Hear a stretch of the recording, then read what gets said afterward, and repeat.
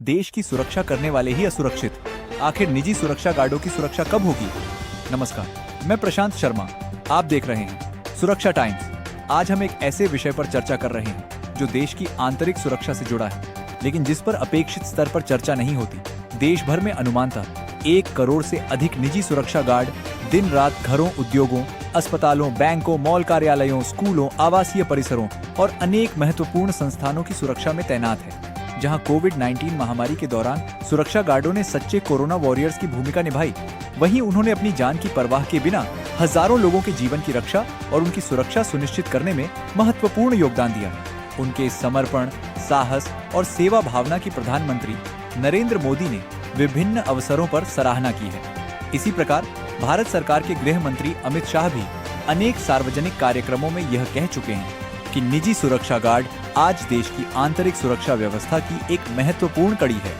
देश की सुरक्षा व्यवस्था को मजबूत बनाने में निजी सुरक्षा गार्डों का योगदान अत्यंत महत्वपूर्ण है तथा वे समाज और राष्ट्र की सुरक्षा में महत्वपूर्ण भूमिका निभा रहे हैं। लेकिन सबसे बड़ा सवाल यह है, क्या समाज की सुरक्षा करने वाले स्वयं सुरक्षित है?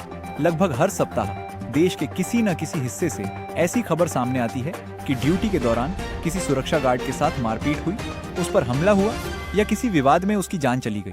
ये घटनाएं अक्सर अखबारों और समाचारों में कुछ समय के लिए चर्चा में रहती हैं, लेकिन उसके बाद मामला ठंडा पड़ जाता है।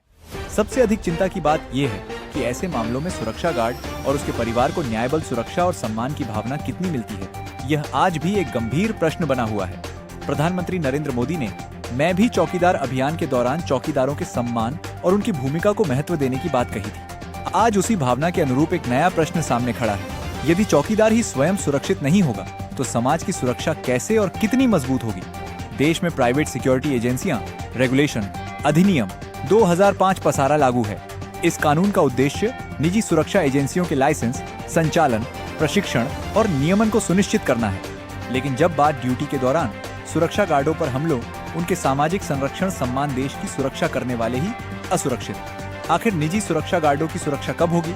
नमस्कार, सिक्योरिटी एजेंसियां रेगुलेशन अधिनियम 2005 पसारा लागू है। यह कानून निजी सुरक्षा एजेंसियों के लाइसेंस, संचालन, प्रशिक्षण और नियमन के लिए बनाया गया है।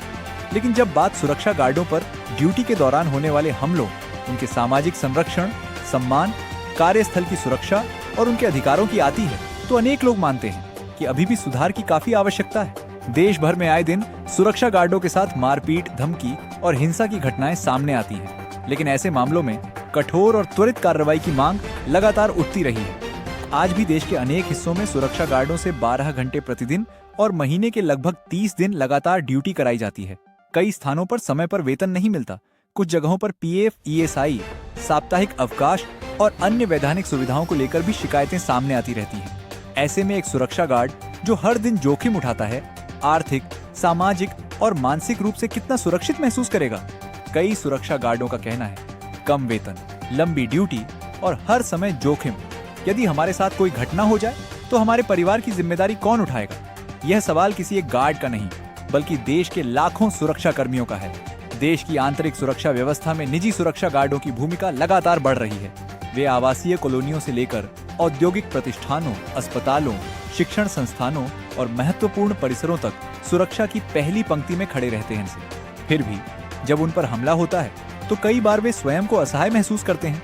सवाल यह नहीं है कि सुरक्षा गार्डों को विशेष दर्जा दिया जाए। सवाल यह है कि जो व्यक्ति कानून के दायरे में रहकर समाज की सुरक्षा कर रहा है, क्या उसे पर्याप्त कानूनी संरक्षण, सम्मान और सुरक्षित कार्य वातावरण मिल रहा है?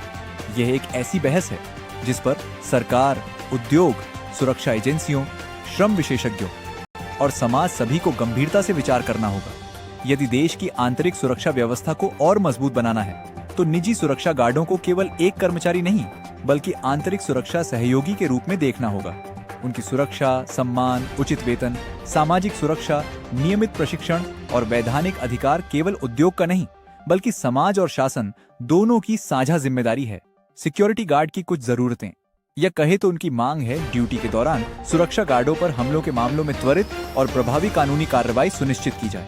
सुरक्षा गार्डों की सुरक्षा और सम्मान को मजबूत करने के लिए आवश्यक कानूनी एवं नीतिगत सुधारों पर विचार किया जाए। 8 घंटे की ड्यूटी, साप्ताहिक अवकाश तथा श्रम कानूनों का सख्ती से पालन कराया जाए। सभी सुरक्षा गार्डों को समय पर वेतन, पीएफ, ईएसआई और अन्य वैधानिक सुविधाएं सुनिश्चित की जाएं।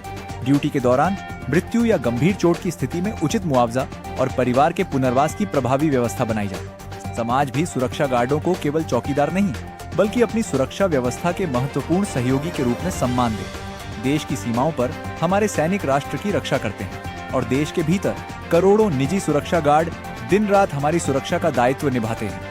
यदि सुरक्षा देने वाला ही असुरक्षित रहेगा तो सुरक्षित समाज की कल्पना अधूरी रह जाएगी। अब समय आ गया है कि सरकार, निजी सुरक्षा उद्योग, सामाजिक संगठन और आम नागरिक सभी मिलकर इस मुद्दे पर गंभीरता से विचार करें, क्योंकि सवाल केवल 1 करोड़ सुरक्षा गार्डों का नहीं, सवाल पूरे देश की आंतरिक सुरक्षा का है। मैं हूं प्रशांत शर्मा, आप देख रहे हैं सुरक्षा टाइम्स।